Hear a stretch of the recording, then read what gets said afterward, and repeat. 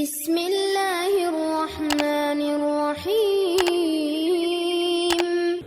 கண்ணியத்துக்குரியவர்களே, முன்னால் வாழ்ந்த காலத்திலே புர்ஷீசா என்ற ஒரு வணக்கசாலி இருந்தார். ஊர்வாசிகள் எல்லாம் அவரை ஒரு வணக்கசாலியாக, அல்லாஹ்வை வணங்கக்கூடிய அடியாராக கருதினார்கள். ஆம், அவரும் அப்படித்தான். சதா நேரமும் அல்லாஹ்வை ஒரு தனிமையில் இருந்து கொண்டு வணங்கிக் கொண்டே இருப்பார். ஷைத்தான் இவரை சோதிக்க நாடினான். அந்த ஊரிலே 3 சகோதரர்கள் வசித்தார்கள். அந்த 3 சகோதரர்களுக்கு ஒரு சகோதரி இருந்தால், மூவரும் அல்லாஹ்வுடைய பாதைக்காக ஜிஹாதிற்கு கிளம்ப வேண்டும் என்ற காரணத்திற்காக ஊர்வாசிகளிடத்திலே விசாரித்து புர்ஷீசாவுடைய பாதுகாப்பில் சகோதரியை வைத்து சென்றார்கள். புர்ஷீசா தன்னுடைய வீட்டுக்கு அருகிலே ஒரு வீட்டிலே அந்த பெண்ணை தங்க வைத்து உணவென்று தேவைப்பட்டால் கதவை தட்டி உணவை வைத்து சென்றார். ஷைத்தான் அவரை சோதிக்க நாடினான். உள்ளத்திலே வந்து சில தடுமாற்றங்களை ஏற்படுத்தினான். புர்ஷீசா, தினமும் உணவு வைக்கிறாய், அந்த பெண்ணுக்கு அந்த பெண் சுகமாக இருக்கிறாளா என்பதை நீ எப்படி அறிவாய்? அந்த பெண்ணுக்கு சலாம் சொல், அந்த பெண் பதில் சொன்னால் அந்த பெண் சுகமாகத்தான் இருக்கிறாள் என்பதை நீ அறிந்து கொள்ளலாம். புர்ஷீசா நாளடைவில் அந்த ஷைத்தானுடைய கூற்றுக்கு கட்டுப்பட்டு அந்த பெண்ணுக்கு சலாம் சொன்னார். அந்த பெண்ணும் பதில் சொன்னார்கள். புர்ஷீசா அந்த நிகழ்வை அப்படியே தொடர்ந்து கொண்டிருந்தார். மறுபடியும் ஷைத்தான் பல ஆண்டுகளுக்கு பிறகு வந்தான். புர்ஷீசா, அந்த பெண்ணுக்கு சலாம் சொன்னாய், சரி, அந்த பெண்ணுக்கு ஏதாவது தேவை இருக்கிறதா என்று ஏன் கேட்க மாட்டாய்? நீதான் அந்த பெண்ணுக்கு பொறுப்பாளி. அந்த புர்ஷீசா ஷைத்தானுடைய சூழ்ச்சிக்கு மறுபடியும் தன்னை உட்படுத்தி கொண்டார். அந்த பெண்ணிடத்திலே சென்று சலாம் சொன்னார். சுகமாக இருக்கிறீர்களா, ஏதாவது தேவை இருக்கிறதா என்று கேட்டார். தேவை இருந்தால் அந்த பெண் சொன்னால் அந்த தேவையை புர்ஷீசா நிறைவேற்றினார். மறுபடியும் உள்ளத்திலே வந்தான். ஷைத்தான் கூறினான், வெளியே நின்று பேசுகிறாய், மக்கள் பார்த்தால் என்ன நினைப்பார்கள், உள்ளே சென்று பேசு என்று சொன்னான். புர்ஷீசா அதற்கும் கட்டுப்பட்டார். வணக்கசாலியாக இருந்தவர், அல்லாஹ்வை அஞ்சியவர். ஷைத்தான் எந்த வழியில் சோதித்தாலும் அந்த சோதனையில் வெற்றி காண்பவர். ஆனால் ஒரு பெண்ணின் மூலமாக புர்ஷீசாவை தொடர்ச்சியாக ஷைத்தான் சோதித்தான். அந்த சோதனைகளில் புர்ஷீசா தோற்று கொண்டு இருந்தார். ஷைத்தான் ஜெயித்து கொண்டு இருந்தான். அல்லாஹ் ரப்புல் ஆலமீன் அதனால்தான் அவனுடைய புத்தகம் அல் குர்ஆனிலே ஷைத்தானை குறித்து எச்சரிக்கை செய்யும் பொழுது அல்லாஹ் கூறுகிறான், யா அய்யுஹல்லதீன ஆமனூ லா தத்தபிஉ குதுவாத்திஷ் ஷைத்தான் லா தத்தபிஉ குதுவாத்திஷ் ஷைத்தான். அல்லாஹ் ரப்புல் ஆலமீன் கூறுகிறான், ஈமான் கொண்டவர்களே, ஷைத்தானுடைய அடிச்சுவடுகளை பின்பற்றாதீர்கள். ஒரு அடி எடுத்து வைப்பீர்கள், ஷைத்தானுக்கு கட்டுப்பட்டு அடுத்த அடியை எடுக்க வைக்க சொல்லுவான். அடுத்த அடி எடுத்து வைப்பீர்கள், அதனுடைய விபரீதத்துடைய எல்லைக்கு அவன் உங்களை அழைத்து சென்று விடுவான். அதனால் ஷைத்தானுடைய அடிச்சுவடுகளை பின்பற்றாதீர்கள் என்று அல்லாஹ் ரப்புல் ஆலமீன் மூமின்களுக்கு அறிவுரை செய்கிறான். புர்ஷீசா ஷைத்தானுடைய அந்த சூழ்ச்சிக்கு கட்டுப்பட்டு கொண்டே வந்தார். ஷைத்தான் தனிமையில் பேசிய புர்ஷீசாவை தவறான செயலை செய்யும்படி ஏவினான். புர்ஷீசாவும் அந்த பெண்ணிடத்திலே தவறான முறையில் நடந்து கொண்டார். தவறான முறையில் நடந்து கொண்ட காரணத்தால் அந்த பெண் குழந்தையும் பெற்றெடுத்தாள். புர்ஷீசாவை ஷைத்தான் சோதனைகளை கொண்டு தொடர்ந்து தாக்கினான். மறுபடியும் உள்ளத்திலே வந்தான். புர்ஷீசா, உன்னுடைய தவறான செய்கையின் காரணமாக அந்த பெண் குழந்தை பெற்றுவிட்டாள். அந்த குழந்தை இருந்தால் உன்னுடைய தவறு மக்களுக்கு மத்தியிலே அடையாளம் காட்டப்பட்டு விடும். அந்த குழந்தையை கொலை செய் என்று ஏவினான். ஷைத்தானுக்கு கட்டுப்பட்டு புர்ஷீசா அந்த குழந்தையை கொலை செய்தார். குழந்தையை கொலை செய்து விட்டாய், அந்த தாய் உயிரோடு தான் இருக்கிறாள். அந்த பெண்ணை நீ கொலை செய்யவில்லை என்றால் உன்னுடைய குற்றம் உலகத்திற்கு எடுத்து காட்டப்படும் என்று மறுபடியும் தூண்டினான்.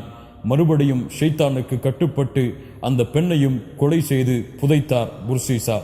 கண்ணியத்துக்குரியவர்களே, ஒரு சாதாரண சலாமை கொண்டு தன்னுடைய தவறை ஆரம்பித்தவர், அந்த தவறு ஒரு பெண்ணுடைய சூழ்ச்சியால் ஷைத்தானுடைய வழிச்சுவடுகளை பின்பற்றியதால் அவரை எவ்வளவு தூரம் எல்லையை கடக்க வைத்து ஒரு பெண்ணை கொலை செய்யும்படி அவரை தூண்டியதென்று பாருங்கள்.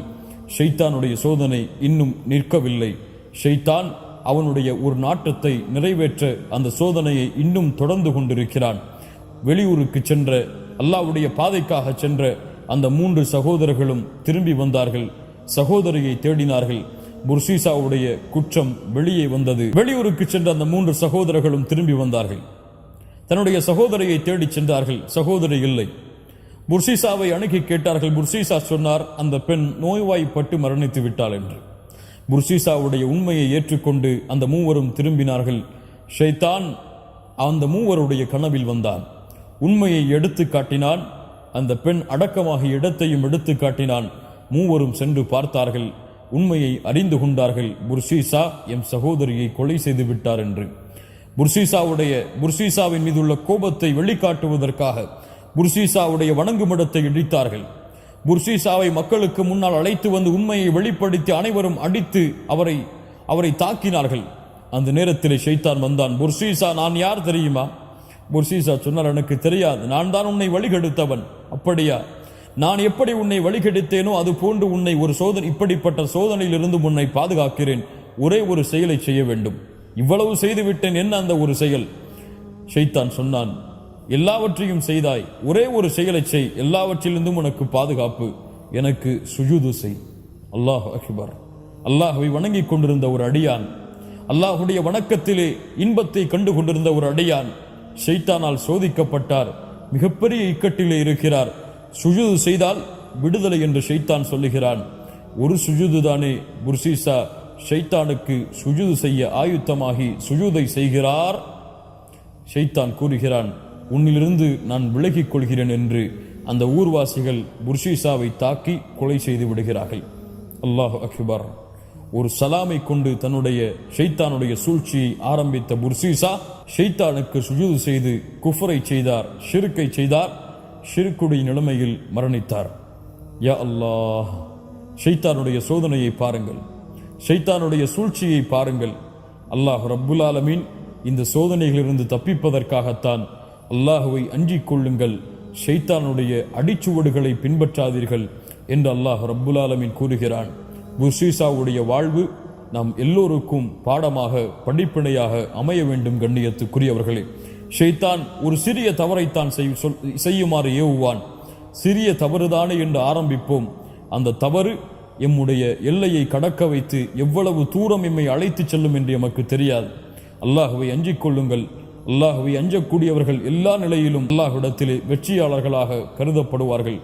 அல்லாஹ் ரப்புல் ஆலமீன் கூறுகிறான், من خشي الرحمن بالغيب من خشي الرحمن بالغيب فجاء بقلب منيب ادخلوها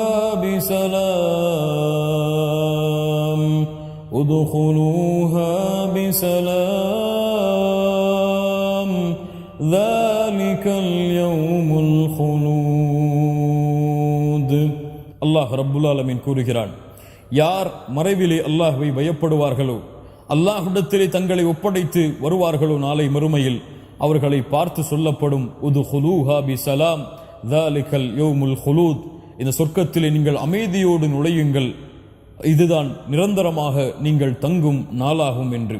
கண்ணியத்துக்குரியவர்களே, இந்த அழைப்பு எமக்கு நாளை மறுமைகளை அழைக்கப்பட வேண்டும் என்றால் அல்லாஹுவை பயந்து கொள்ளுங்கள், ஷைத்தானை அஞ்சிக் கொள்ளுங்கள், ஷைத்தானுடைய ஏவல்களை விட்டு எம்மை பாதுகாத்துக் கொள்ளுங்கள். சிறிய தவறுதானே, ஒரு பெண்ணிடத்திலே சலாம் கூறுவதுதானே, ஒரு பெண்ணை பார்ப்பதுதானே, ஒரு பெண்ணிடத்திலே தேவைக்காக பேசுவதுதானே, ஒரு பெண்ணிடத்திலே ஃபேஸ்புக்கிலும் வாட்ஸ்அப்பிலும் சேட்டிங் செய்வதுதானே என்று தவறுகளை செய்ய ஆரம்பித்தால் அந்த தவறு எம்மை எவ்வளவு தூரம் அழைத்து செல்லும் என்பதை இந்த புர்ஷீசாவுடைய வாழ்வு எமக்கு எடுத்துச் சொல்கிறது. அல்லாஹுவை அஞ்சிக் கொள்ளுவோம், அல்லாஹுவை பயந்து கொள்ளுவோம். அல்லாஹ் பாவங்களை விட்டு பாதுகாக்கக்கூடிய நல்லடியார்களுடைய பட்டியலில் அல்லாஹ்விடத்திலே எம்மை இணைத்துக் கொள்ளுமாறு கரமேந்துவோம். அல்லாஹ் எம்மை பாதுகாக்கட்டும்.